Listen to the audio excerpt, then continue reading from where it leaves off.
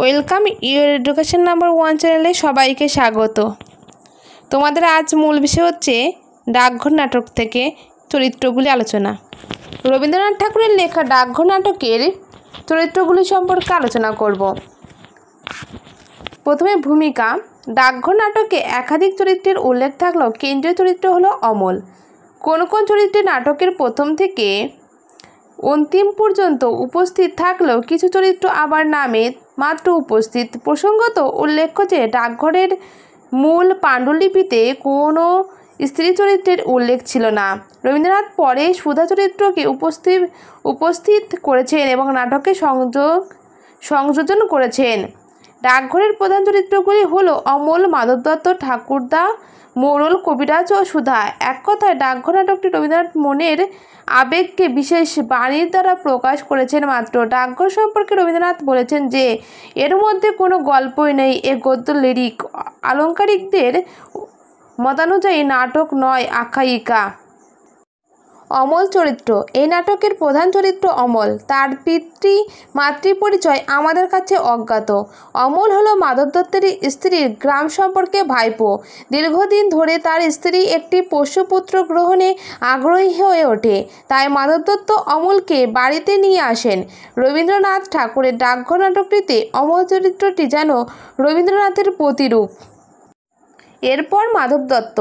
ডাকঘর নাটকের আরেকটি আদ্যন্ত চরিত্র হলো মাধব দত্ত।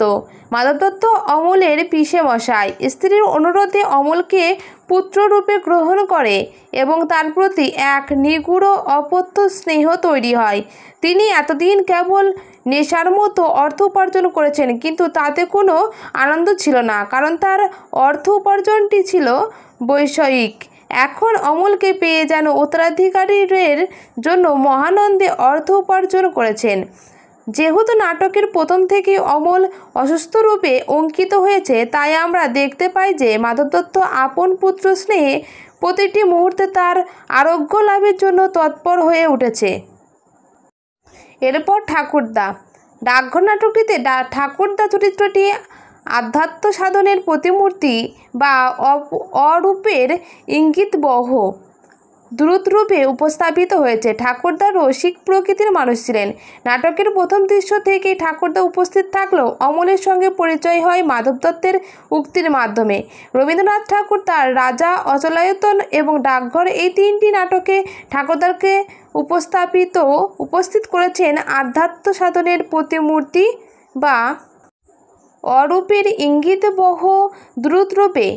প্রথম পরিচয়েই সে যেন অমলের বহু পূর্ব পরিচিত এবং তার অসুস্থতার কথা শুনে নিরাময়ের উপায় ও মুহূর্তের মধ্যে বলে দিয়েছেন। এক কথায় তিনি যেন মুক্তির প্রতীক। এরপর মোড়ল।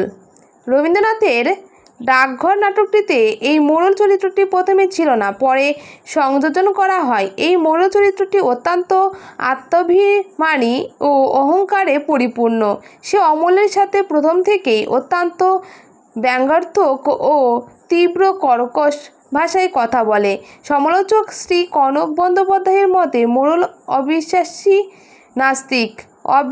নাস্তিক। পরমাত্মার যে অনাদিকাল ধরিয়া বৈচিত্র্য সৌন্দর্যের লিপি মারফত মানবাত্মার কাছে তাহার মিলনবাণী পাঠাইতেছেন, ইহা সে বিশ্বাস করে না, বরং এইরূপ ভাবকে সে ব্যঙ্গ ও উপহাসই করে। রাজা তাহার কাছে চিঠি লিখিবেন। অমলের এই কথা শুনিয়া মোড়ল হো হো করিয়া হাসিয়া বলে, রাজা তোমাকে চিঠি লিখবে? তা লিখবে বৈকি, তুমি যে তার পরম বন্ধু। কদিন তোমার সঙ্গে দেখা না হয়ে রাজা শুকিয়ে যাচ্ছে, খবর পেয়েছি। কবিরাজ।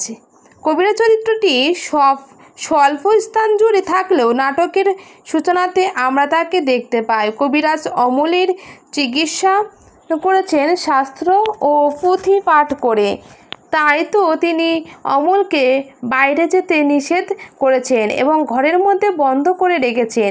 কিন্তু রূপ, রস, গন্ধবতী যে বাইরের এক জগৎ আছে তা তিনি জানেন না ও মানেন না। তিনি অমলের চিকিৎসা ক্ষেত্রে স্বতন্ত্র কোনো বুদ্ধির প্রয়োগ করেননি, কেবলমাত্র পুঁথি অনুসরণ করেছেন।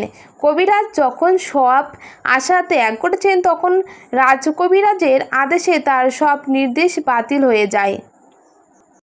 এরপর সুধা চরিত্র। জাগতিক প্রেমের এক সৌন্দর্যময় সত্তা হলো সুধা। সুধার প্রথম সাক্ষাতে কিছু বার্তালাপের পর সুধা যখন চলে যায় তখন সে আবার ফিরে আসার প্রতিশ্রুতি অমলকে দিয়েছিল। দ্বিতীয়বার সুধা যখন ফুল নিয়ে অমলের কাছে এসেছিল তা যেন ছিল জাগতিক ভালোবাসার প্রতি চিরন্তন আকর্ষণ। শেষ দৃশ্যে সুধা রাজকবিরাজকে একটি কথা অমলকে বলতে বলেছেন যে সুধা তোমাকে ভোলেনি।